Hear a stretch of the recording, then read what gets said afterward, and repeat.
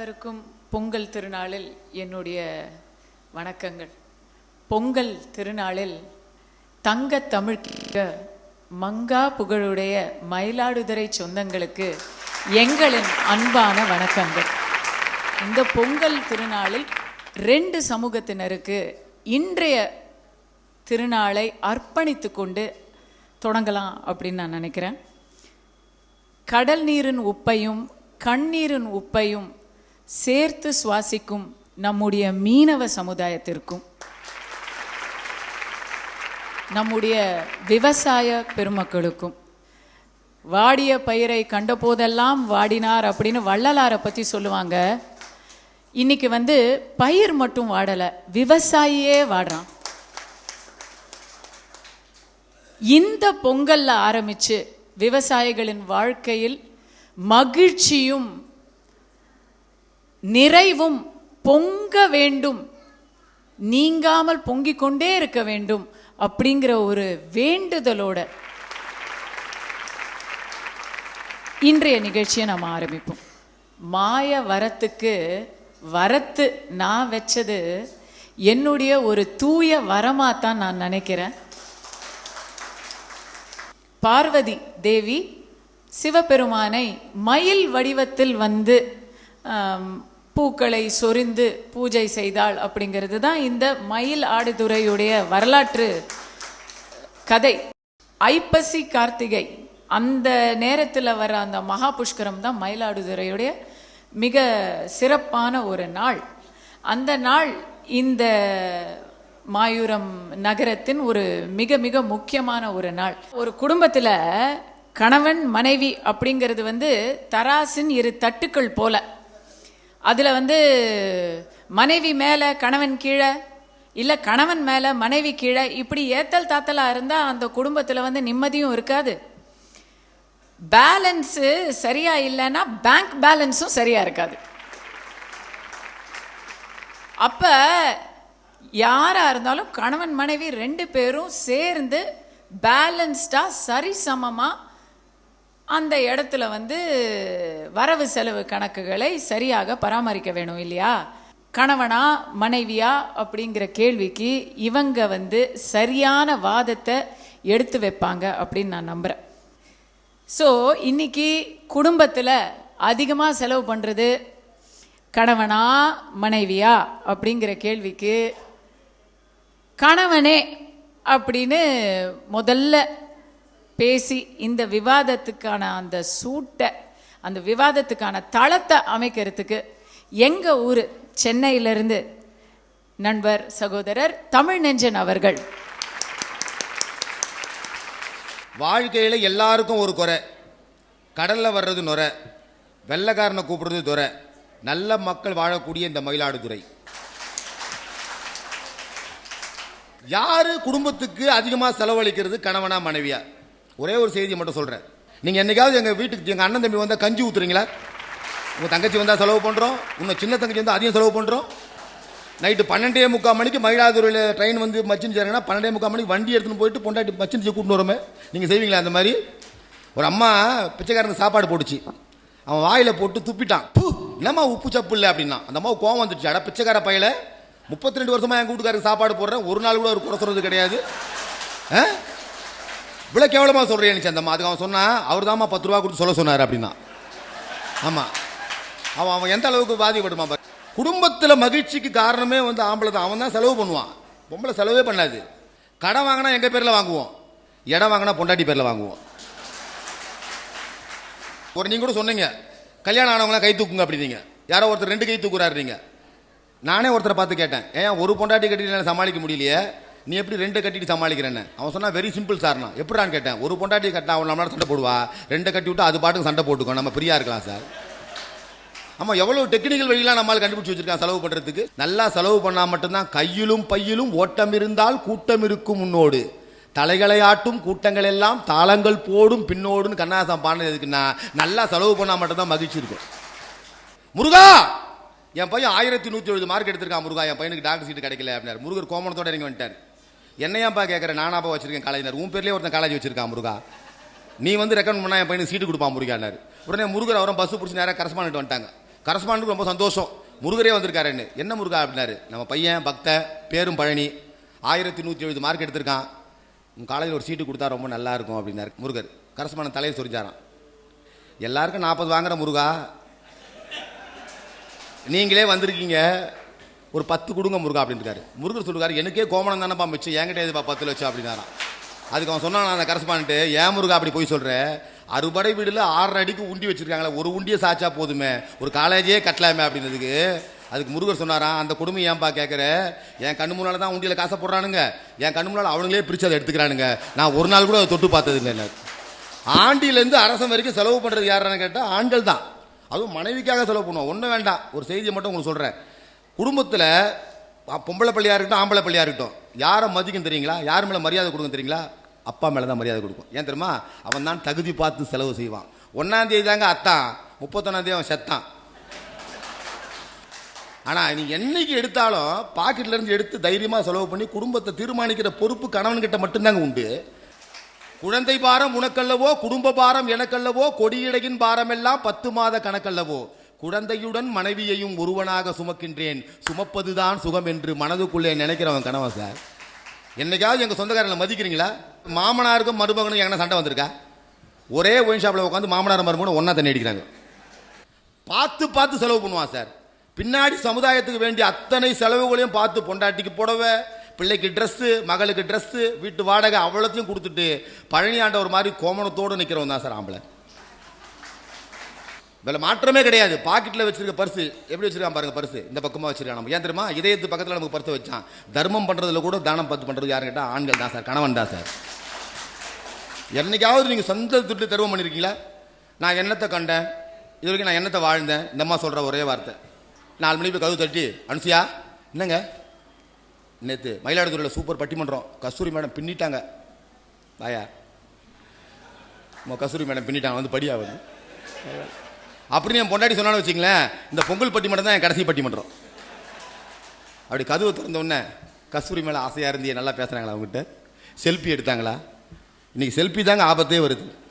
ஒரு காலத்தில் பார்த்தீங்கன்னா புருஷன் சாயங்காலம் வந்த உடனே பொண்டாட்டி தலையை தடுவான், பொண்டாட்டி புருஷன் தலையை தடுவான், அப்பானம் புள்ளையும் சேர்ந்து குழந்தை தலையை தடுவாங்க. இப்போ யார் தலையும் யாரும் தடவுறதில்லை. சாயங்காலம் உள்ளே வந்தோடனே ஃபோன் எடுத்து அதாவது தடவிட்டு இருக்கு. ஆமாம், தடவுதல் யாவருக்கும் எளியவனவாம், தடவிய வண்ணம் செயல்ன்ற மாதிரி. ஆமாம், சில நேரங்களில் நம்மளையே பையன் குழப்பிடுவான். உலகத்தில் ஒரு பையன் திடீர்னு கேட்டானே, உலகத்தில் ஜாதி இல்லாத தலைவர் யார் தார் சொல்லு அப்படின்னா, பட்டிமன்றம்லாம் பேசுறீங்க இல்லை, ஜாதி இல்லாத தலைவர் யார் சொல்லுங்கண்ணா. எல்லாருக்கும் ஜாதி இருக்குது, எல்லா அரசியல் கட்சியும் தலைவர் இருக்குது, எல்லாருக்கும் ஜாதி இருக்குடா. அவன் சொன்னான், ஒரே ஒரு தலைவருக்கு ஜாதி கிடையாது அப்படின்னா. என்ன கேட்டான், நான் தேடி பார்த்து சொன்னேன், ஆமாண்டா ஒரே ஒருத்தருக்கு ஜாதி கிடையாதுடான்னு. யாருன்னு கேட்டான், திருவள்ளுவருக்கு ஜாதி கிடையாதுடா அப்படின்னு. அவன் சொன்னான், திருவள்ளுவர் எங்கள் ஜாதி சார்னா, எனக்கு தூக்கி வாரி போட்டுது. எது உங்கள் ஜாதி? ஆமாம், திருக்குறளில் 3 இடத்துல சொல்லியிருக்காரு சார்னா. எங்கடா சொல்லியிருக்காரு? நல்லா படிச்சு பாரியாண்ணா. நானும் என் பிள்ளைய மாஞ்சி படிச்சு பார்க்குறேன், ஒரு இடத்துலையும் சொல்லடா. என்ன சார் நீங்கள் அன்புடையார் பண்புடையார் சொல்லியிருக்காரு, உடையார் சார் அவர் அப்படின்ட்டான். ஆமாம், இன்னைக்கு அந்த மாதிரி காலகட்டத்தில் போயிட்டு இருக்கும்போது செலவு பண்ணுறது, அதாவது செலவு பண்ணணுங்க. கணவனா மனைவியான்றது ரெண்டாவது. மனைவி கணவன் இல்லைன்னு சொன்னால் மனைவியால் இந்த உலகத்தில் வாழவே முடியாது. புருஷன் இறந்த பிறகு நாங்கள் வெள்ளை புடவை வெள்ளை ஜாக்கெட்டு கட்டிக்கிறோம், ஆண்களுக்கு அப்படியா? நாங்கள் இறந்த பிறகு இன்னொருத்தர் கட்டிக்கிறாங்களே, இந்த அம்மா ஒப்பாரி வைக்குது. நீங்களாவது கல்யாணம் ஆகி புருஷங்காரன் இறந்த பிறகு தாம்மா வெள்ளை புடவை வெள்ளை ஜாக்கெட்டு, தாலி கட்டும் போது வெள்ளை வேட்டியும் வெள்ளை சட்டையும் கட்டி தான் உட்கார வைக்கிறாங்க எங்களை. ஆமாம், எல்லாத்தையும் உருவிட்டு தான் உட்கார வைக்கிறாங்க எங்களை. கடைசியில் ஃபோட்டோகிராஃபர் சொல்லுவான் பாருங்க, நல்ல நேரம் போகிறதுக்குள்ள பொண்ணு அழைச்சிட்டு வாங்கோ. அப்போ என்ன அர்த்தம்? நல்ல நேரம் போகுது, மேட்ரு ஓவர். ஐயர் கரெக்டாக சொல்லுவார், நல்ல நேரம் போகிறதுக்குள்ள பொண்ணு அழைச்சிட்டு வாங்கோ அப்படிம்பாரு. ஆமாம், முடிஞ்சு போச்சுன்னு அர்த்தம். ஃபோட்டோகிராஃபர் கடைசியில் சொல்லுவான், மாப்பிள்ள கடைசியாக தலையை மேலே தூக்கி கொஞ்சம் சிரிங்க அப்படிம்பா, மேட்ரு ஓவர். பிறருக்காகவும் நாட்டுக்காகவும் வீட்டுக்காகவும் செலவு செய்கிறது யாருன்னு கேட்டிங்கன்னா, குடும்பத்தின் பொறுப்பை ஏற்றுக்கொண்டிருக்கக்கூடிய கணவனுக்கு மட்டும்தான் செலவு செய்கின்றது. நாங்கள் செலவு பண்ணுற செலவு உண்மையிலே நேர்மையான செலவு, நியாயமான செலவு. பிள்ளைகளை படிக்க வைக்கிறோம், நாங்கள் வருத்தப்படுறதே கிடையாது. கை நீளம் ஆண்களுக்கு, கருணை மனசு ஆண்களுக்கு. செலவு செய்கின்ற காசை சிக்கனமாகவும் அதிகமாகவும் குடும்பத்துக்கு செலவு செய்வது கணவன் என்கிற ஆண்கள் தானே தவிர பெண்களுக்கு செலவு செய்கின்ற சக்தியே கிடையாது என்பதை சொல்லி, இனி வருங்காலங்களில் தை பிறந்தால் வழி பிறக்கும் தங்கமே தங்கன்ற மாதிரி இந்த தைத்திருநாளில் உழவர்களுக்கும் மீனவர்களுக்கும் நல்ல காலம் பிறக்கட்டும் என்று சொல்லி வாய்ப்புக்கு நன்றி கூறி விடைபெறுகிறேன். நன்றி, வணக்கம்.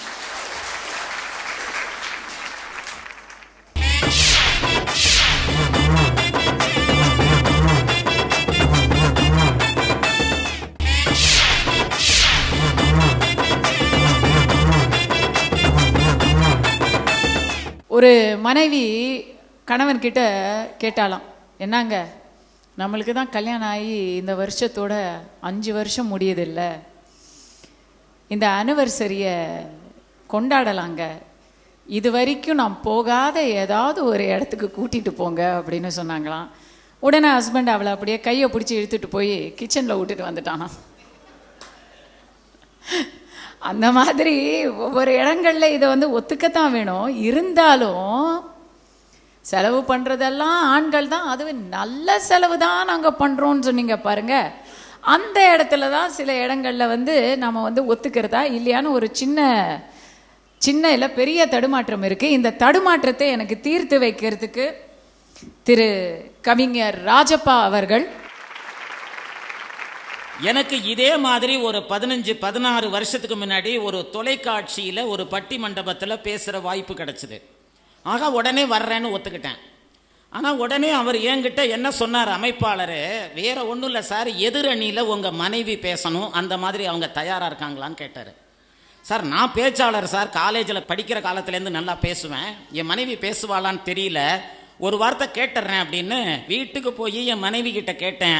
அம்மா ஒரு பட்டி மண்டபம் வாய்ப்பு வந்திருக்கு, ஆனால் நீனும் ஒத்துக்கிட்டா தான் எனக்கு வாய்ப்பு கிடைக்கும்னு. தாராளமாக பேசுவோமே, ஒன்றும் பிரச்சனை இல்லைன்னா. என் மனைவியும் பேசுறதுக்கு தயாராகிட்டான்னு அவருக்கு ஃபோன் பண்ணி சொன்னேன். நான் எந்த அணியில் பேச போகிறேனோ அந்த அணிக்காக நான் ஒரு 12 பக்கம் சங்க இலக்கியங்கள்லேருந்து நேத்தைக்கு வந்த கவிதை வரைக்கும் குறித்து வச்சுக்கிட்டேன், பேசியே தீரணும்னு. நான் என் மனைவியோட அணியில் பேசினா எப்படி பேசுவனோ அந்த மாதிரி அவளுக்கு ஒரு 15 பக்கம் தயார் பண்ணி வச்சேன். அவகிட்ட கொடுத்து நீ இதை படிச்சுக்கோ அப்படின்னு அப்படி வாங்கி ஓரமாக வச்சுட்டா. என் மனைவியும் தயாராகிட்டு இருந்தா. அந்த 10 நாளில் மட்டும் எனக்கு 16,000 ரூபாய் பியூட்டி பார்லர்லேருந்து பில்லு வந்தது.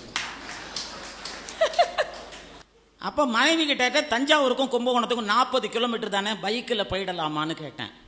தாராளமாக போயிடலாம் அப்படின்னா. நான் எழுதி கொடுத்த பேப்பரை தொடக்கூட இல்லை, அப்படியே மடித்து உள்ளே வச்சுருக்கா. இந்த டிவிக்கு பேசுகிறதுக்கு முன்னாடி என்ன பண்ணுவாங்கன்னா கொஞ்சம் மேக்கப்லாம் போடுவாங்க. அந்த மேக்கப் மேன் வந்துட்டார் டச்சப் பண்ணுறதுக்கு. எவ்வளோ மேக்கப் போட்டாலும் இருக்கிற கன்றாவி மூஞ்சி தான் இருக்கும், அது வேறு விஷயம். இருந்தாலும் மேக்கப்லாம் போட போது என் மனைவிட்ட போய் கேட்டேன், நான் ஒரு 15 பக்கம் எழுதி கொடுத்தனே, ஒரு பக்கத்தை கூட நீ பிரட்டவே இல்லை அப்படின்னு கேட்டேன். அதுக்கு அவ சொன்னா எதுக்கு தேவையில்லை அப்படின்னா. எப்படி பேசுவேன்னு கேட்டேன். அதெல்லாம் நான் பேசிடுவேன்னா. பல நாடுகளில் தெரிய போகுது, லட்சக்கணக்கான பேர் பார்க்க போகிறான். நாளைக்கு நீ சொதப்பிட்டீனாக்கா கவிஞர் ராஜப்பாவோட மனைவி சொதப்பிட்டாங்கன்னு சொல்ல மாட்டாங்களா? கொஞ்சம் கூட அறிவு கேட்டத்தனமாக இருக்கிய, எப்படி பேசுவ மேடையில் அப்படின்னு கேட்டேன். உங்களை எதிர்த்து பேசணும்னா எனக்கு எந்த தயாரிப்பும் தேவையே இல்லை. நான் எதற்காக சொல்ல வர்றேன்னாக்கா, ஒரு இலக்கிய நிகழ்ச்சியில் எங்களுக்கு வந்த வருமானத்தை விட 3 மடங்கு அதிகமாக நான் பியூட்டி பார்லருக்கு செலவு பண்ணேன். அந்த வயிற்றுச்சை எனக்கு தான் தெரியும். போன தீபாவளிக்கு 20,000 ரூபாய் கொடுத்தேன் பட்ஜெட்டு. இந்த தீபாவளி ஒரே ஒரு குழந்தை ட்ரெஸ் எடுத்துரு அப்படின்னு சொல்லிட்டு 20,000 ரூபா கொடுத்தேன். நீ ட்ரெஸ் எடுத்துக்க, குழந்தைக்கு எடுத்துரு, ஏதாவது எனக்கும் எடுத்துரு, அம்மாவுக்கு ஒரு புடவை எடுத்துரு அப்படின்னேன். நேராக போனால் புடவை கடைக்கு போனால் இவங்க மாதிரியே தான். அந்த புடவை கடையிலேயே பக்கத்தில் ரெஸ்டாரண்ட்டு, சமோசா, டீ எல்லாம் கொடுக்குறான். நான் வாங்கி குடிச்சிட்டு ஓரமாக உட்காந்து நான் எங்கே போனாலும் ஒரு புத்தகம் எடுத்துகிட்டு போயிடுவேன், அதை படிச்சுக்கிட்டு இருந்தேன். இப்போ அங்கேருந்து புடவை வாங்கிட்டு வந்தா 16,000 ரூபாய்க்கு ஒரு புடவை அவளுக்கு. அதே கலரில் அதே டிசைனில் 1,600 ரூபாய்க்கு இன்னொரு புடவை. யாருக்கு இதுன்னு கேட்டேன். 1,600 ரூபா புடவை உங்கள் அம்மாவுக்கு, 16,000 ரூபா புடவை எனக்கு அப்படின்னா. வேறு ஒன்றும் இல்லடி, இவ்வளவு காஸ்ட்லியாக எடுத்துகிட்டு போய் தீபாவளிக்கு அவங்களுக்கு முன்னாடி கட்டுக்கிட்டீங்கன்னா வருத்தப்பட மாட்டாங்களா? அவங்களுக்கு இன்னும் கொஞ்சம் கூட எடுத்துருக்கலாமேன்னு. அதை பற்றி நீங்கள் ஏன் கவலைப்படுறீங்கன்னு இந்த 1,600 ரூபா ஸ்டிக்கரை கிழித்து 16,000 ரூபா புடவை மேலே ஓட்டினான். 16,000 ரூபா புடவை ஸ்டிக்கரை கிழித்து 1,600 ரூபாயில் ஓட்டினான். ஒட்டி கொண்டு போய் எங்கள் அம்மா கிட்ட கொடுத்து, அத்தை 2 புடவை வாங்கியிருக்கேன், என்ன இருந்தாலும் பெரியவங்க நீங்கள், என் வீட்டுக்காரரை பெற்று வளர்த்து படிக்க வச்சு ஆளாக்கி மிகப்பெரிய கம்பெனியில் அதிகாரியாக்கி எனக்கு கல்யாணம் பண்ணி வச்சுருக்கீங்க, உங்களுக்காக இந்த புடவை வாங்கினேன்னு. உடனே எங்கள் அம்மாவும் ஒரு காலத்தில் மனைவி தானே, பெரிய கில்லாடி தானே, அவங்க என்ன சொன்னாங்க, ஏண்டி வயசான காலத்தில் எனக்கு 16,000 ரூபா புடவை, நான் 1,600 ரூபா புடவையே எடுத்துக்கிறேன்டி அப்படின்னு சொல்லிட்டு அவங்க தலையில் கட்டினாங்க. இந்த பஞ்சாயத்துக்கெல்லாம் நான் வீட்டில் பதில் சொல்லிகிட்டு இருக்கேன். ரொம்ப நல்ல செலவுகளை மட்டுமே கணவன்கள் செய்கிறதாக அவர் ரொம்ப ஜாக்கிரதையாக பேசிட்டு போனார். ஆண்கள் எப்படிப்பட்ட செலவை செய்வார்கள் அப்படிங்கிறதுக்கு நான் ஒரே ஒரு உதாரணத்தை இந்த இடத்துல நான் பதிவு பண்ண விரும்புகிறேன். பீகார் மாநிலத்தில் ரஜௌரின்னு சொல்லிட்டு ஒரு மாவட்டம். அந்த ரஜௌரி அப்படிங்கிற மாவட்டத்தில் ஒரு சின்ன கிராமம், அழகிய கிராமம், 4 பக்கமும் மலைகளால் சூழப்பட்ட ஒரு கிராமம். அந்த மலைகளால் சூழப்பட்ட கிராமத்தில் தசரத் மான்சிங் அப்படின்னு சொல்லிட்டு ஒரு கல் உடைக்கும் தொழிலாளி இருந்தான். அந்த தசரத் மான்சிங்கனுடைய மனைவியாக பல்குனி தேவி என்று சொல்லிவிட்டு அவனுடைய மனைவி இருந்தாள். 2 பேரும் கல் உடைக்கிற வேலை. கல்லை உடைச்சிட்டு அன்னைக்கு வர்ற வருமானத்தில் சாப்பிடுவாங்க. ஒரு நாள் அந்த ஊரில் யாராவது படிக்கணும்னாலோ மருத்துவமனை போகணுனாலோ பொருட்கள் வாங்கணும்னாலோ 72 கிலோமீட்டர் மலையை சுற்றி கொண்டு பக்கத்தில் இருக்கிற மாவட்டத்தினுடைய தலைநகரத்துக்கு போகணும். அதுதான் அந்த ஊரோட தலையெழுத்து. அப்படி அவங்க வேலை பார்த்து கொண்டிருந்த பொழுது ஒரு நாள் கல் உடைச்சிக்கிட்டு இருக்காங்க. எங்கேயோ உருண்டு வந்த ஒரு பாறை அந்த பல்குனி தேவி மேலே மோதிடுது. அந்த மனைவியானவள் கீழே விழுந்துடுறான். கீழே விழுந்த உடனேயே கணவனான தசரத் மான்சிங் என்ன பண்ணுறான், அவளை தூக்கி ஒரு கட்டிலில் போட்டுக்கிட்டு தன்னோட நண்பர்கள் மூலமாக, வாகன வசதி கிடையாது, 108 ஆம்புலன்ஸ் எல்லாம் கிடையாது, என்ன பண்ணுறான் அப்படின்னா 72 கிலோமீட்டர் நடந்தே அந்த மாவட்டத்தினுடைய தலைநகரத்தில் இருக்கிற மருத்துவமனைக்கு கொண்டு போகிறான். ஆனால் மருத்துவர் சொல்கிறாரு, அதிகமான ரத்த இழப்பு ஏற்பட்டு விட்ட காரணத்தினால பல்குனி தேவியை காப்பாற்ற முடியல, அவங்க மரணமடைந்து போய்விடுகிறார்கள். இந்த மலையை குடைந்து ஒரு பாதை அமைத்தால், இந்த மலைக்கு அந்த பக்கம் தானே மாவட்ட தலைநகர் இருக்கு, 13 கிலோமீட்டரில் போயிருக்கலாமே, நம்ம ஊருக்கு ஒரு பாதை வேணும்னு நினைச்சான். பார்த்தா மக்களை எல்லாம் கூப்பிட்டு பேசினான். நம்ம அரசாங்கத்தை நம்பி பிரயோஜனம் இல்லை, நம்ம ஊர் பிள்ளைங்க படிக்கணும், நம்ம ஊர் மக்களுக்கு மருத்துவ வசதி கிடைக்கணும், நம்ம விலை பொருட்களை விற்கணும். அப்போ மாவட்ட தலைநகரத்துக்கு இந்த மலையை குடைஞ்சி ஒரு பாதை நம்ம போட்டுருவோமே அப்படின்னா, மலையை குடைஞ்சி பாதை போடுறதா, இதெல்லாம் அரசாங்கம் செய்ய வேண்டிய வேலைடா, நம்மளால செய்ய முடியாது அப்படின்னு சொன்னாங்க. உடனே நம்மளால செய்ய முடியாதா, என்ன இப்படி சொல்றீங்க? நான் இல்லை நம்மளால செய்ய முடியாதுன்னு ஒன்று இல்லை, நீங்க எல்லாம் வரலனாக்கா நான் செய்து காட்டுகிறேன் அப்படின்னு கல் உடைக்கும் கருவியை எடுத்துக்கொண்டு தனி ஒரு மனிதனாக தசரத் மான்சிங் அந்த மலையை குடைய ஆரம்பித்தான். ஒரு நாள் அல்ல, 2 நாள் அல்ல நண்பர்களே, 28 வருடங்கள் தொடர்ந்து மலையை குடைந்து கொண்டே இருந்தான். கிட்டத்தட்ட 100 மீட்டர் அகலத்துக்கு 13 கிலோமீட்டர் தூரத்திற்கு அவனால் மலையை குடைந்து ஒரு பாதையை அமைக்க முடிந்தது. இன்றைக்கு அந்த கிராமத்து மக்கள் 13 கிலோமீட்டர் தூரத்துக்குள் அந்த பள்ளிக்கூடத்துக்கு குழந்தைகள் செல்லுகிறார்கள், மருத்துவமனைக்கு செல்லுகிறார்கள், விலை பொருட்களை விற்பதற்கு செல்லுகிறார்கள். அவனுக்கு பத்மஸ்ரீ அவார்டு வேணும்னு கேட்ட பொழுது தனி ஒரு மனிதன் மலையை குடைந்ததாக சொல்லுவதை எங்களால் நம்ப முடியாது என்று சொல்லிவிட்டு அரசாங்கம் அவனுக்கு பத்மஸ்ரீ விருது கொடுப்பதை நிறுத்திவிட்டது. ஆனால் பீகார் அரசாங்கம் அவனுக்கு மலை மனிதன் என்ற ஒரு பட்டத்தை கொடுத்தது. சமீபத்திலே அவன் இறந்து போன பொழுது, அவன் இறந்து போன நாளை அரசாங்கத்தினுடைய விடுமுறை நாளாக பீகார் அரசாங்கம் அறிவித்தது. இப்படி குடும்பத்துக்காக உழைப்பை செலவு செய்தவர்கள், குடும்பத்திற்காக வாழ்நாளை செலவு செய்தவர்கள், குடும்பத்திற்காக 28 வருட உலகத்திற்காக சமுதாயத்திற்காக மனைவியின் நினைவுகளுக்காக 28 வருட இளமையை செலவு செய்தவர்கள் ஆண்களாக இருக்கிறார்கள். எனவே நான் சொல்லுகிறேன், குடும்பத்தில் அதிகமாக செலவழித்து குடும்பத்தை சிக்கலில் நிறுத்துபவர்கள் பெண்களே பெண்களே பெண்களே என்று சொல்லி வாய்ப்பளித்த அனைவருக்கும் நன்றி கூறி விடைபெறுகிறேன். நன்றி, வணக்கம். அடுத்து வர்றாங்க திருவண்ணாமலை சென்னம்மாள் அவர்கள். 120 கோடி வாடிக்கையாளர்கள் இருந்தும் கூட நஷ்டத்தில் இயங்குகின்ற ஒரே நிறுவனம் எது என்றால் அது விவசாயத்துறை என்பதை நாம் அனைவரும் வெட்கத்தோடு வெட்கி சொல்ல வேண்டும். யாருங்க சோறு சாப்பிடாதவங்க?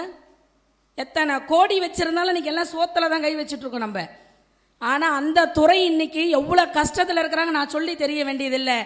அந்த விவசாயிகள் மனமுவர்ந்து சந்தோஷத்துடன் பொங்கலை இனி வரும் காலங்களில் கொண்டாட வேண்டும்ன்றது நம்ம எல்லாருடைய பிரார்த்தனையும் என்று சொல்லி, பாராட்டுதல் ஆகட்டும், பணத்தை செலவு பண்றதுல ஆகட்டும், எங்க ஆம்பளை பிள்ளைங்க கணவருக்கு ஈடு யாருமே கிடையாதுங்க. நான் பெருமையாவே சொல்றேன். நான் கேட்கிறேன், ஒன்றும் இல்லைங்க, ஒரு வீட்டுக்கு ஒரு திருடன் போனான், ஏய் மரியாதையை சாவி எடு அப்படின்னா ஆம்பளை கிட்ட போய் அவன் சொன்னான், டேய் நீ தொழிலுக்கு புதுசாடா? ஆமா, எப்படி கண்டுபிடிச்ச? அட லூசு பையல, யார் வீட்டிலடா கொத்து சாவி ஆம்பளை கிட்ட இருக்கு? அதோ தூங்குறாப்பார் உருளைக்கட்டையாட்ட ஒருத்தி, அப்படி ஒரு புரட்டு இப்படி ஒரு புரட்டு தலைகாணி கடியில் சாவி வச்சிருப்பா. போய் நீ நல்லா திறந்து எடுத்துக்கின்னு போகிற போக்கில் எதனா இருந்தால் எனக்கு கொடுத்துட்டு போடா, உனக்கு புண்ணியமாக போகும். நான் கேட்குறேன், இதுலேருந்து என்ன தெரியுதுன்னா, சேமிப்புனா அது பொம்பளைங்க தாங்க, ஆண்கள்னா செலவு தான். இதில் எந்த மாற்று கருத்தும் கிடையாது. இங்கே குடும்பத்தை கட்டி காப்பாற்றுறது ஆம்பளையா பொம்பளையான்னு கேள்வி கிடையாது. ஆண்கள் அழிக்கிறார்களா பெண்கள் அழிக்கிறார்களா? யாராலும் ஒரு குடும்பம் சீர்கெட்டு போகுது. நம்ம இப்படி தான் யோசிப்பாங்க நடுவர்களை. என்னோட பார்வையில் நான் இப்படி தான் பார்க்குறேன்.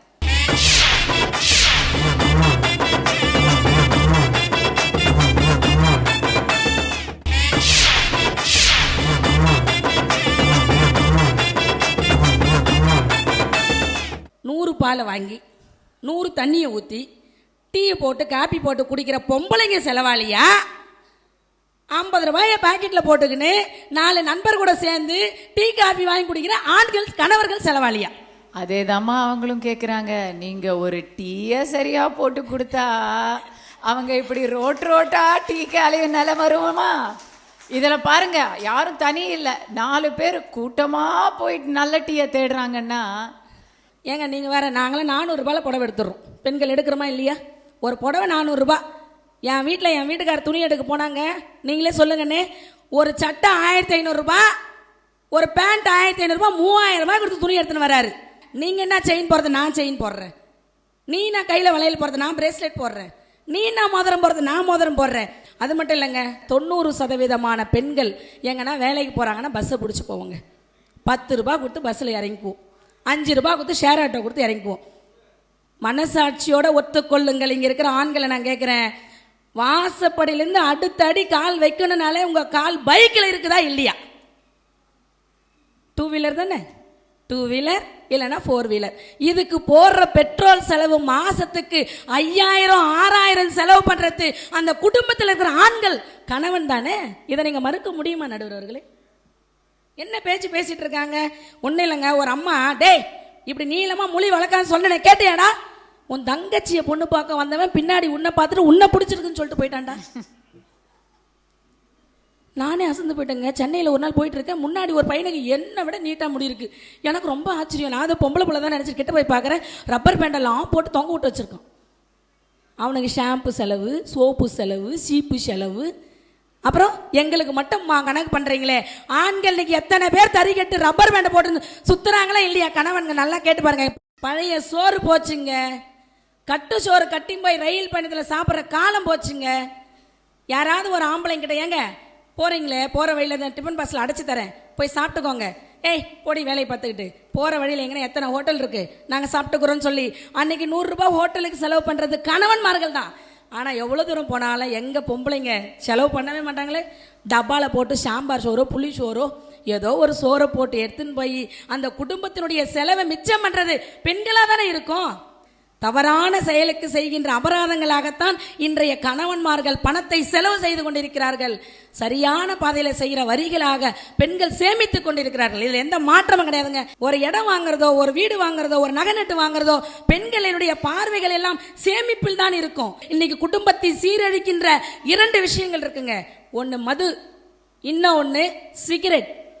தூக்கி போட்ட பாட்டில் சொல்லுமா, இன்று உன்னால் நான் காலி, நாளை என்னால் நீ காலியாக போகிறாய்னு ஒரு பாட்டில் ஒரு கணவனுக்கு புத்தி சொல்வதாக ஒரு கவிஞர் எழுதியிருக்காருன்னா யோசிச்சு பாருங்க. நான் ஒருத்தங்கிட்ட சொன்னேன், ஒரு பக்கத்து வீட்டு தம்பிக்கிட்ட சொல்லி, ஏம்பா நீ ஒரு நாளைக்கு எவ்வளவு சிகரெட் பிடிக்கிற? 50 ரூபாய்க்கு. சரிப்பா, அப்போ ஒரு நாளைக்கு 50 ரூபாய்னா ஒரு மாசத்துக்கு எவ்வளோ ஆச்சு? 1500 ரூபாய் ஆச்சு. 1500 ரூபாய்னா அப்போ ஒரு வருஷத்துக்கு எவ்வளோ ஆச்சு? 18000 ஆச்சு. எத்தனை வருஷமா பிடிக்கிற? 10 வருஷமா பிடிச்சிங்கிற. ஏண்டா அப்போ 1,80,000 ரூபாய் என்னை வீண் செலவு பண்ணிட்டியடா. உன் வாழ்க்கையில் இந்த பணத்தை நீ மீட்டு எடுக்க முடியுமா? இவ்வளோ செலவாளியாக நீ இருக்கிறாயே என்று சொல்லி நான் மனம் வருந்தி சொன்னேங்க. நன்றாக குடும்பத்தை நடத்தி கூலி வேலை செஞ்சு காப்பாற்றுற ஆண்களுக்கு இது பொருந்தாது. எதுவுமே செய்யாம வீண் செலவாளியாக குடும்பத்தை நிர்கதில் நிறுத்துகின்ற ஆண்கள் என்றைக்கும் குடும்பத்தில் செலவாளிகளாகத்தான் இருந்து கொண்டிருக்கிறார்கள். எந்த நிலையிலும் பெண்கள் சேமிப்பவர்கள் மட்டுமே என்று சொல்லி இதுகாரம் கேட்டு ரசித்த அத்தனை நல்ல உள்ளங்களையும் பாதம் தொட்டு பணிந்து விடைபெறுகிறேன். வாய்ப்பு தந்த அனைவருக்கும் நன்றி. இனிய பொங்கல் நல்வாழ்த்துக்கள். நன்றி, வணக்கம். மதுக்கூர் திரு ராமச்சந்திரன் அவர்கள் மனைவிதான் செலவாளி அப்படின்னு தன்னுடைய அனுபவத்தையும் சேர்த்து சொல்ல வர்றாரு. இந்த ஆண்கள் எல்லாம் விதவிதமா சட்டை போட்டுக்கிட்டு இருக்கிறாங்க. இங்க இருக்கிற ஆண்களை கொஞ்சம் உத்து பாருங்க. இந்த ஆம்பளை போடுற சட்டையினுடைய கலர்ல வெறும் 8 வண்ணங்கள் தான் இருக்குன்னு ஆராய்ச்சியாளர் சொல்லியிருக்கிறான். ஆனா அந்த பெண்கள் கட்டுற புடவையில எத்தனை வண்ணம் இருக்குன்னு அவனாலே கணக்கு பண்ண முடியல. இதுல இருந்து என்ன தெரியுது? ஆண்களோட சட்டைய பெண்கள் சட்டை பண்றது இல்ல. பெண்கள் என்ன சேலை கட்டுறாங்க நீங்க உத்து உத்து பாக்குறதுனாலதான் விதவிதமா தேட வேண்டி இருக்கு. இந்த அக்கா சொல்றாங்க, இந்த ஆண்கள் பியூட்டி பார்லர் போய் விதவிதமா முடி வெட்டுறாங்க. நினைச்சு பாருங்க நடுவர்களே, ஆம்பளை எவ்வளவுதான் வளைச்சு வளைச்சு முடி வெட்டினாலும் அதுக்கு 80 ரூபாய்க்கு மேல வாங்க மாட்டான். இந்த புருவ முடிய புடுங்கிறதுக்கு 350 ரூபாய் கேட்கறாங்க. ஐயா 1.5 ரூபாய் பிளேடை வச்சு 6 மாசம் சேவிங் பண்ணிட்டு இருக்கோம் நாங்க.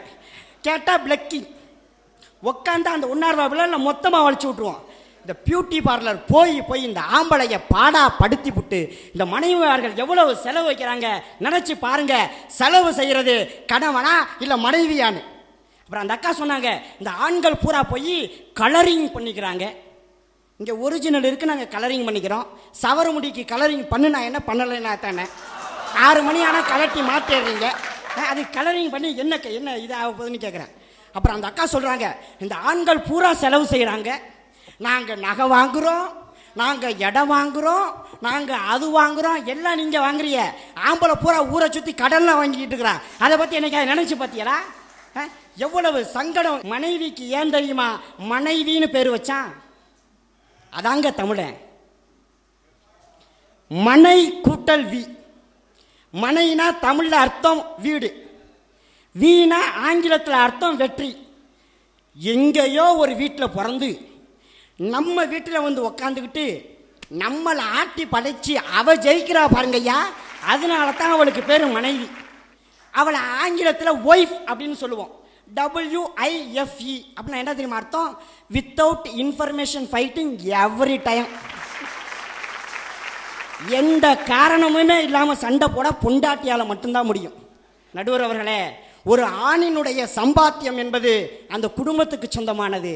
ஆனால் ஒரு மனைவியினுடைய சம்பாத்தியம் என்பது அவளுக்கு மட்டுமே சொந்தமானது. ஒரு கணவனுடைய சம்பாத்தியத்தை எடுத்து செலவு செய்யக்கூடிய உரிமை மனைவிக்கு உண்டு. ஆனால் மனைவியினுடைய காசை தொடுவதற்கு கூட கணவனுக்கு உரிமை கிடையாது. நடுவர் அவர்களே, ஒரு திருவிழா வந்துருச்சுன்னு வச்சுக்கோங்க, இவங்க பூரா கடை கடையாக ஏறுவாங்க. ஐயா அந்த அந்த அந்த அந்த புடவை எடுங்க, அந்த அந்த அந்த கலர் எடுங்க. ஏன் கல் வச்சது இல்லை? இந்த கல் வச்ச புடவையை கண்டுபிடிச்சாலும் பிடிச்சான் ஐயா. புடவையில் கல், சட்டையில் கல், குண்டையில் கல். என்னைக்கு இந்த பொம்பளைங்க பூரா ட்ரெஸ்ஸில் கல் வச்சாங்களோ அன்னைக்கு பூரா ஆம்பளைக்கு கிட்னியில் கல் வந்துருச்சு.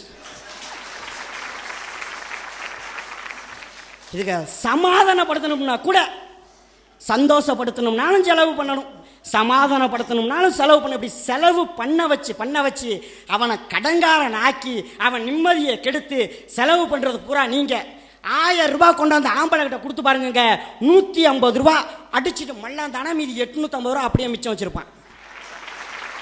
இங்க இருக்கிற எல்லா ஆண்களுக்குமே தெரியுங்க, சிக்கனவாதிங்க ஆம்பளை. ஒத்த கருப்பு ஃபேண்ட்டுக்கு 5 சட்டையை மேட்சா போறவன் ஆம்பளையா மட்டும்தான் இருப்பான்.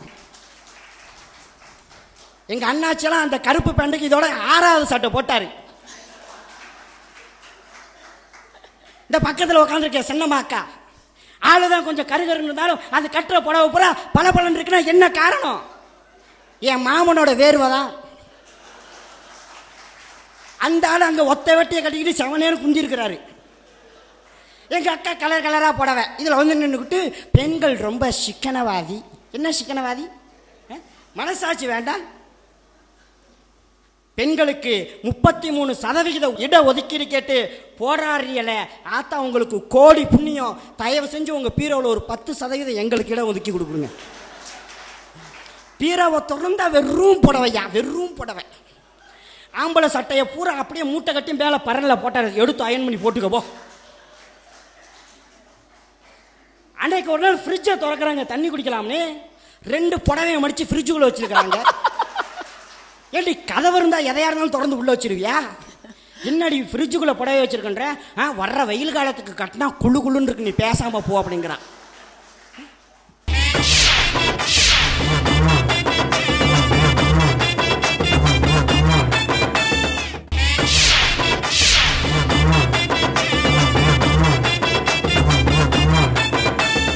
ஒரு மனிதன் வாழ்க்கையில் பிரச்சனை இல்லாமல் இருக்கணும்னா அவனுக்கு அமைந்த மனைவி ஒன்று வரமா இருக்கணும், இல்லை அவங்க அப்பா வீட்டுக்கு போனவ திரும்பி வராமல் இருக்கணும். மனசாட்சியை தொட்டு சொல்லுங்க, இது டெல்டா பகுதி, இங்கே விவசாயம் போயிட்டுன்னு எத்தனையோ வளைகுடா நாடுகளில் சாக்கடை அள்ளிக்கிட்டு ஒட்டகத்தை மேய்ச்சிக்கிட்டு அரபு நாட்டில் அடிமையாக வேலை பார்த்துக்கிட்டு இருக்க எத்தனையோ என்னுடைய விவசாய சொந்தங்கள் வாழ்ந்துக்கிட்டு இருக்கிறான். அந்த அரபு நாட்டில் எல்லாம் கொப்பூசுன்னு சொல்லிட்டு ஒரு உணவு விற்பாங்க, கொப்பூசுன்னு சொல்லிட்டு. அதனுடைய விலை 150 ரூபாய். காலையில் 6 மணிக்கு அவன் சோத்தை ஆக்கி வச்சுட்டு போனானா சாயங்காலம் 7 மணிக்கு தான் திரும்பி வருவான். காலையில் சமைச்ச சாப்பாடு சாயங்காலம் தண்ணி விட்டு இருக்கும். அந்த சாப்பாடை அவனுக்கு சாப்பிடணும்னு நினைக்கும் போது பிசு பிசுன்னு இருக்கும். இருந்தாலும் அதை அடக்கி அடக்கி சாப்பிடுவான். ஒரு நாள் அந்த வழியாக வரும் பொழுது இந்த கொப்பூஸ் உணவை பார்த்து அவனுடைய வயிறு கேட்கும், அடே பாவி பசிக்குதுரா, இன்னைக்காவது நல்ல சோறு, அந்த கொப்பூஸை வாங்கி உள்ளே போகிறான்னு அந்த வயிறு கேட்குங்க. ஆனால் அவன் மனசு சொல்லும், டேய் இந்த கொப்பூசினுடைய விலை 150 ரூபா, இந்த 150 ரூபா கொடுத்து நீ வாங்கி சாப்பிட்டனா உன்னுடைய வயிறு மட்டும் ஒரு வேளை தாண்டா நிறையும். ஆனால் இதே 150 ரூபாயை நீ ஊருக்கு அனுப்புனா உன் குடும்பம் ஒரு நாள் முழுவதும் பசியாரும். அனுப்புனான்னு சொல்லுங்க. உண்மையிலேயே வாயையும் வயிற்றையும் கட்டி குடும்பத்தை வளர்க்கக்கூடியவன், அயல் நாடுகளே அனாதையாக வாழ்ந்து கொண்டிருக்கக்கூடிய ஆம்பளை, தியாகத்தினுடைய சின்னம். அவன் எப்படிங்க அனாவசியமாக செலவு பண்ணுவான்? கஷ்டப்பட்டு அனுப்புன காசை பூரா இங்கே புடவையாகவும் செலவாகவும் உங்களுடைய ஆடம்பர செலவுகளுக்காக கரியாக்கி கொண்டிருப்பது மனைவிகளே மனைவிகளே மனைவிகளே. ஆகவே இன்றைய குடும்பங்களில் அதிகம் செலவு செய்வது கணவன்களை விட மனைவிகள் தான் என்று கூறி வசந்த் தொலைக்காட்சி நேயர்கள் அத்துணை பேருக்கும் மீண்டும் ஒரு முறை இந்த சின்னஞ்சிறுவனின் தை திங்கள் வாழ்த்துக்களோடு விடைபெறுகிறேன். நன்றி, வணக்கம், ஜெய்ஹிந்த். பட்டுக்கோட்டை ஜெயசித்ரா அவர்களை ஒவ்வொரு கேள்விக்கும் ஒவ்வொரு கூற்றுக்கும் சரியான பதிலடி கொடுக்குமாறு அழைக்கிறேன். உற்றார் கூடி ஊர் நடுவே பொங்கல் வைத்தாலும், பெற்றோரோடு பெருமுற்றத்தில் பொங்கல் வைத்தாலும், நகர நெரிசலில் குக்கரிலே பொங்கல் வைத்தாலும் பெண்களாலேயே பொங்கல் சிறந்து நிற்கும். பெண்கள் இல்லைன்னா வீடு இல்லை. அப்படிப்பட்ட பெண்களை பற்றி செலவு செய்கிறாங்கன்னு சொல்ல வந்திருக்கீங்களே. அடா அடா அடா, என் சம்பளத்தை கொண்டாந்து கொடுப்பேன், அவள் சம்பளத்தை கொண்டாந்து கொடுப்பா, அப்படியே நான் மாதம் பூரா காலில் விழுந்து கிடப்பேன். அநியாயமாக பழி சொல்லாதீங்க. நீங்கள் பொருள் ஈட்டுவதற்காக நாங்கள் வீட்டில் இருந்து சோறாக்கி போட்டுக்கிட்டு பிள்ளைகளை பார்த்துக்கிட்டு இப்படி தான் பெண்களோட வாழ்க்கை இருந்துச்சு. ஆனால் உங்களோட ஒருத்தரோட வருமானத்தால் குடும்பத்தை நடத்த முடியாத சூழ்நிலை வந்தபோது நாங்களும் ஒரு பையை தூக்கிக்கிட்டு புறப்பட்டோம். ஆனால் வேலைக்கு போனோமே தவிர வீட்டில் நாங்கள் பார்த்த வேலைகள் எதுவும் எங்களை விட்டு போயிடல. அதே சோத்துப்பானை, அதே துணியை துவைச்சிக்கிட்டு அத்தனை வேலையும் செஞ்சுட்டு பிள்ளைகளை வளர்த்துக்கிட்டு உறவுகளை பேணிக்கிட்டு மாமா மாமியை பார்த்துக்கிட்டு உங்களுக்கு பொருளாதாரத்திலையும் ஈடு கொடுத்துக்கிட்டு இருக்கோம். அநியாயமாக பழிபோட வந்து நிற்கிறீங்களா ஐயா? பெண்களுடைய வருமானம் எல்லாம் பெண்களுக்கே. உன் பணத்தை ரோட்டில் விடுறது பத்தாதுன்னு என் பணத்தையும் சேர்த்து விட்றாத ஐயா. பிள்ளைகளை வச்சு பார்க்கணுமேன்னு நான் வச்சிருக்கிறேன். நாங்கள் 150 ரூபாயோடு எங்கள் செலவுகளை முடித்துக் கொள்வோம். யார் இல்லைன்னு சொன்னது? 1000 ரூபாய் சம்பாரிச்சு 150 ரூபாயை அரசாங்கத்துக்கு வருமானமாக கொடுத்து விட்டு 300 ரூபாய் உள்ளூர் வருமானம் சைடிஸு எல்லா செலவும் பண்ணிவிட்டு மிச்சத்தை கொண்டாந்து கொடுப்பாரு. இன்னைக்கு என்னமோ சம்பளம் போடலை, இந்த 200 ரூபா தான் கொடுத்தாங்க அப்படின்னு. அந்த 200 ரூபாயில வீட்டுக்கு தேவையான சாமானெல்லாம் வாங்கிட்டு மறுநாள் கணவன் வேலைக்கு போகிறதுக்கு முந்தானையிலேருந்து 20 ரூபாயை எடுத்து கொடுக்கும் அந்த அம்மா பஸ்ஸுக்கு. கொடுத்த பணத்திலையும் மிச்சம் பிடிச்சி வச்சு கொடுக்கறது தான் பெண்களுடைய பண்பாடு. இளமை சொத்தோ இரவு பாவையோ, இச்சைகள் இருக்கக்கூடாத இலவச வேலையாலோ, பணி செய்யும் எந்திரமோ, பறக்க கூடாத பறவை இனமோ, மனச்சுமைகளை மறக்க வேண்டியவளோ, மதி இருந்தும் மறைக்க வேண்டியவளோ, சொற்பமானவர்களுக்கு கிடைத்தது சுதந்திரம். அதனாலேயே அவர்கள் இன்று சுமையோடு கூடிய இயந்திரம். அற்பமானவர்களுக்கு கிடைத்தது அடிமை வாழ்வு, அகத்தில் நெளிந்து புழுவான வாழ்வு. இங்கே பெண்ணினத்தை போற்றுவதா, அவர்கள் துயரை ஆற்றுவதா, ஒன்றிரண்டு ஒழுங்கீனத்தை தூற்றுவதா, உலகையே படைத்தவள் பெண் என பறைசாற்றுவதா? நடுவர்களே, நான் ஒன்றை மட்டும் மனப்பூர்வமாக ஒத்துக்கொள்கிறேன். பெண்கள் தண்ட செலவு செய்பவர்கள் ஒரே ஒரு இடத்தில் மட்டும்தான். இந்த கணவன் எதுக்குமே ஆக மாட்டாருன்னு தெரிஞ்சும், ஜாதகம் மட்டுமே ஒத்து போன ஒரே காரணத்துக்காக நடக்கிற கல்யாணம்னு தெரிஞ்சும், அண்டா குண்டா பண்டம் பாத்திரம் ஃப்ரிட்ஜு வாஷிங் மிஷின் உங்களுக்கு சட்டை பேண்ட்டுன்னு அம்பிட்டு செலவு பண்ணி கட்டிக்கிட்டு வாரம் பத்தியெல்லாம் அது ஒன்று நாங்கள் பண்ணுற தெண்ட செலவு தான்.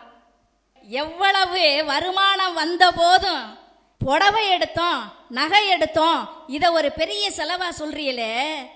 நாளைக்கு வெளியில் நடந்து போகும்போது இன்னாரு பொண்டாட்டி இன்னார எப்படி வச்சிருக்காரு பத்தியா அப்படின்னு உங்களை 4 பேர் பெருமையா சொல்றதுக்காகத்தான் இந்த புடவையை நாங்க கட்டுறோம், இந்த நகையை நாங்க போடுறோம். அநியாயமா நீங்க அதை போய் தெண்ட செலவு அப்படிலாம் சொல்லக்கூடாது. லேடிஸ் ஷாப்பிங் போனாங்கன்னா அவ்வளவு செலவும் பண்றாங்களா? நாங்க ஒண்ணுமே பண்றதில்ல. புடவையில பார்டரை பார்ப்போம், பூவை பார்ப்போம், கலரை பார்ப்போம்.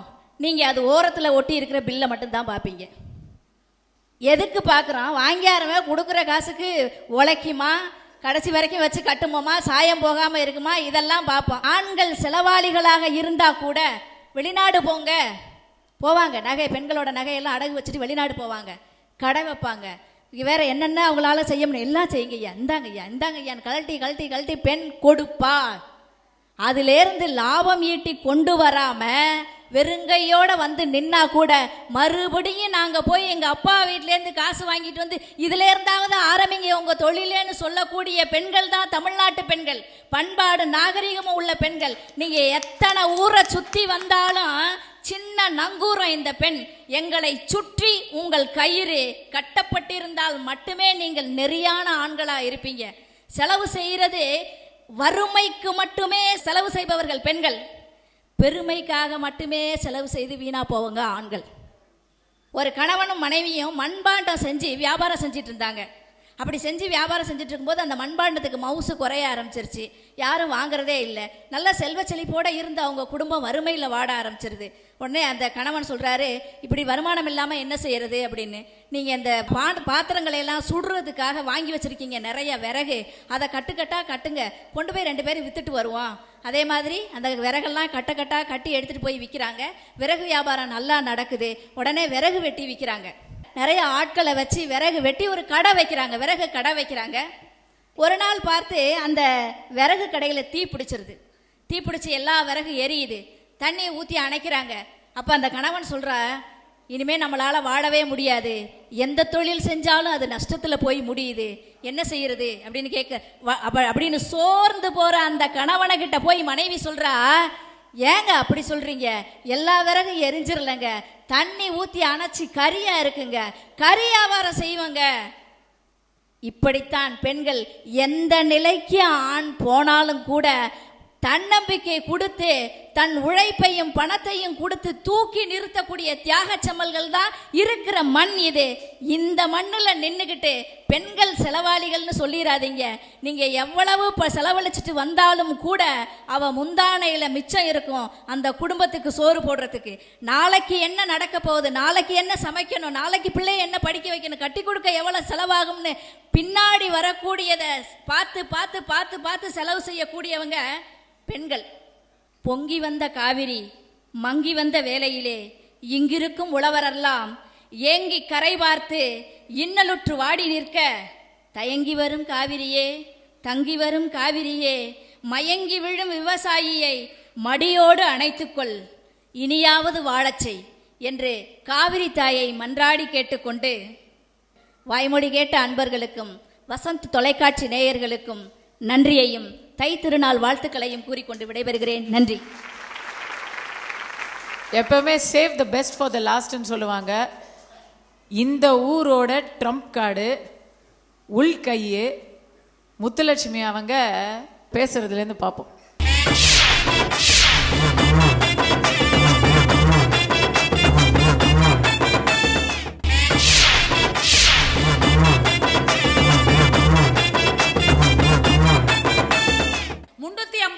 சம்பளம் வாங்குறாங்களா ஆம்பளைங்க, 150 ரூபாய கவர்மெண்ட் கடையில கொடுத்துட்டு வராங்களா, என்ன தப்பு?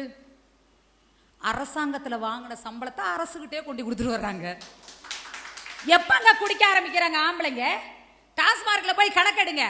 கல்யாணத்துக்கு முன்னாடி குடிக்கிற ஆம்பளைங்க அதிகமா, கல்யாணத்துக்கு அப்புறம் குடிக்கிற ஆம்பளைங்க அதிகமானு. உங்களை தான் அடிக்க முடியல, சரக்கடாவது அடிப்போன்னு அடிக்கிறாங்க.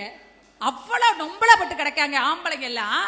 இனிமே வருத்தப்படாத வாலிப சங்கங்கிறத விட வருத்தப்படாத கணவர் சங்கம்னு வைக்கணும் போல் இருக்கு.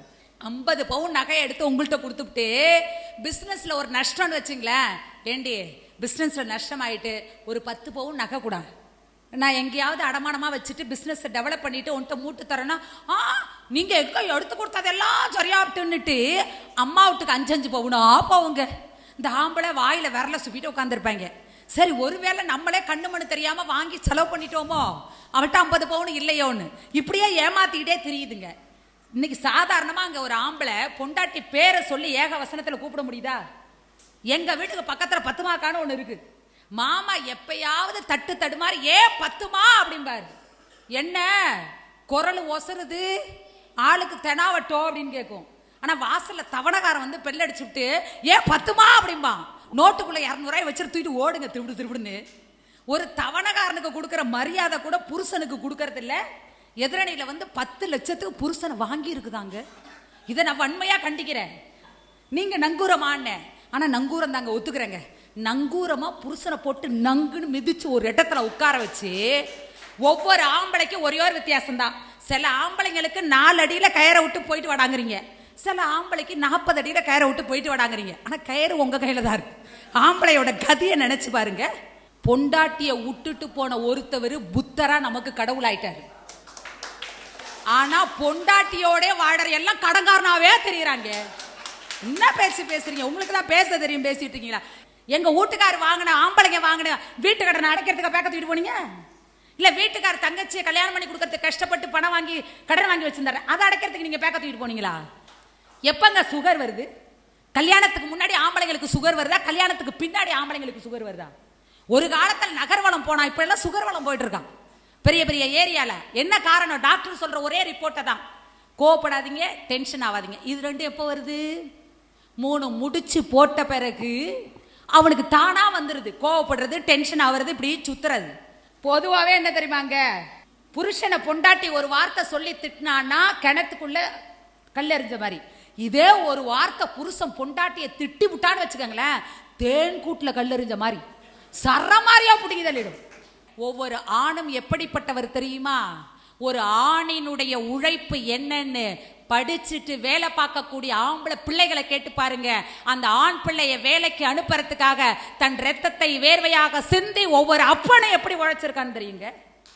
கட்டி கொடுத்த, கஷ்டப்பட்டு கட்டி கொடுத்த, கட்டிக்கிட்டு போன ஒரு மகளை கேட்டு பாருங்க, உன் அப்பனோட உழைப்பு என்னன்னு. தன்னுடைய ரத்தத்தை வேர்வையா சிந்தி உழைச்ச அந்த மகளுக்கு தன் தந்தையினுடைய உழைப்பு என்னன்னு தெரியுங்க. ஒரு கவிஞன் அழகா சொன்னான்,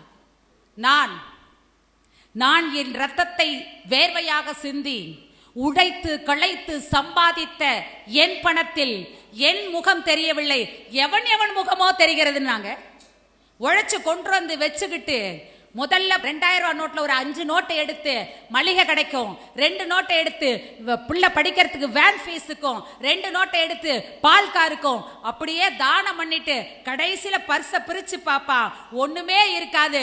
காலி பர்ஸை பார்த்துட்டு இனி வரக்கூடிய 29 நாள் நான் என்ன பண்ண போறேன்னு தவிச்சு கூனி குறுகி கஷ்டப்படக்கூடிய ஆண்களை ஒரு நிமிஷம் நினைச்சு பார்த்தீங்கன்னா இப்படி ஒரு பட்டுப்புடவை கட்ட மாட்டீங்க. நீங்க பாட்டு வந்து பேசிட்டு போறீங்க. ஒவ்வொரு பெண்ணினுடைய பட்டுப்புடவைக்கு பின்னால் ஒரு ஆண்களினுடைய கண்ணீர் இருக்கிறது. ஒவ்வொரு பெண்ணினுடைய நகைகளுக்கு பின்னால் ஆணினுடைய புன்னகை புதைக்கப்பட்டு இருக்கிறதுங்கிறது சத்தியமான உண்மை. வரலாற்றுல எத்தனை பேரை எடுத்துட்டாலும் ஆண் கஷ்டப்பட்டதெல்லாம் இந்திரன் கெட்டதும் சந்திரன் கெட்டதும் இந்த பெண் சமுதாயத்தினால. அதனால நடுவர் அவர்களே, நீங்கள் பெண்களே என்று தீர்ப்பை வழங்க வேண்டும். வாங்கிவிடும் மூச்சருவி வற்றாதிருக்க என்னை தாங்கி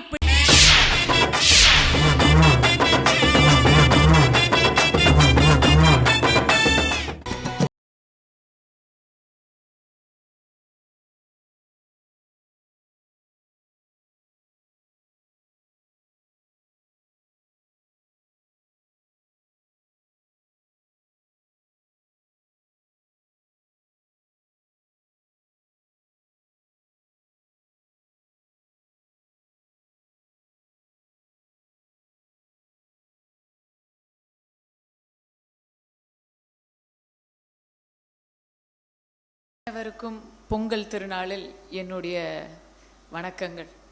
பொங்கல் திருநாளில் தங்க தமிழ்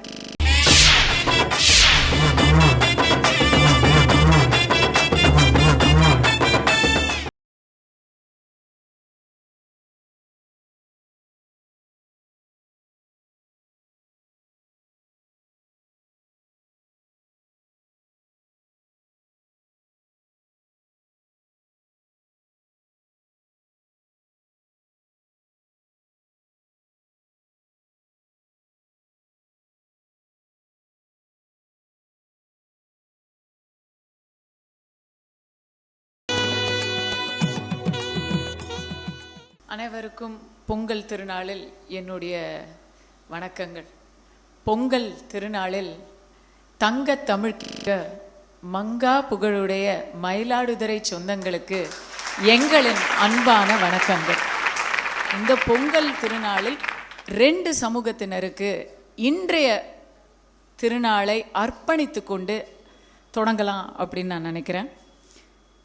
கடல் நீரின் உப்பையும் கண்ணீரின் உப்பையும் சேர்த்து சுவாசிக்கும் நம்முடைய மீனவ சமுதாயத்திற்கும்,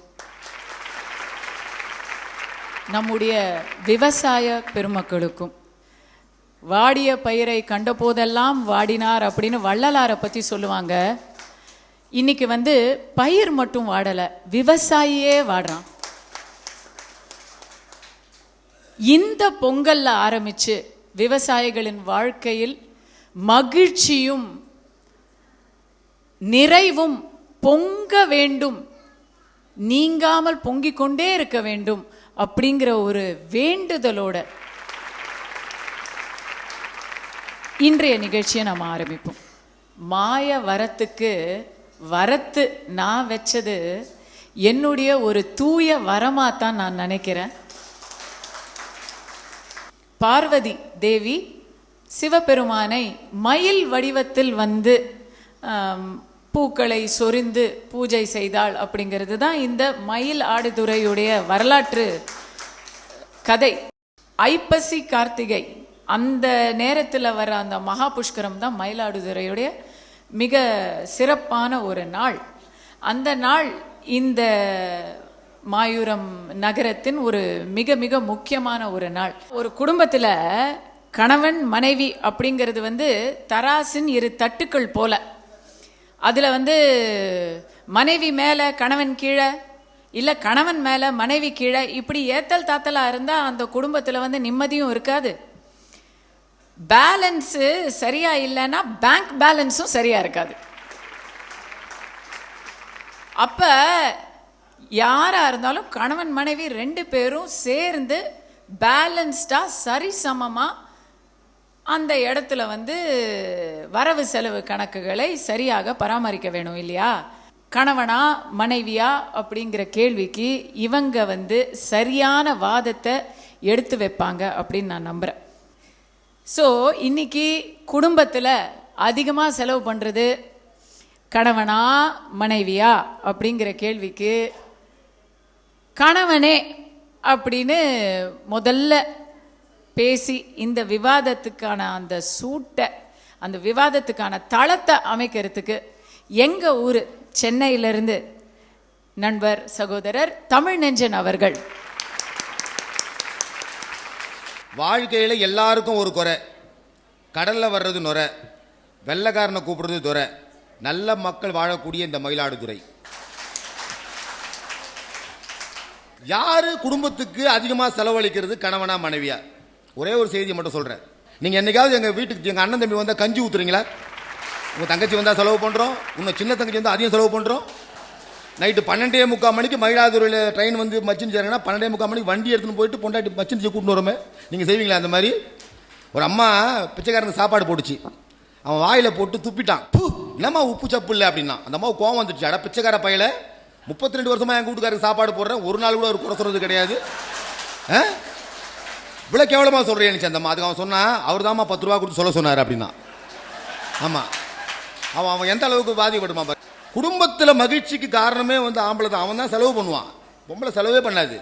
கடன் வாங்கினா எங்கள் பேரில் வாங்குவோம், இடம் வாங்கினா பொண்டாட்டி பேரில் வாங்குவோம். ஒரு நீங்கள் கூட சொன்னீங்க கல்யாணம் ஆனவங்களாம் கை தூக்குங்க அப்படின்னீங்க.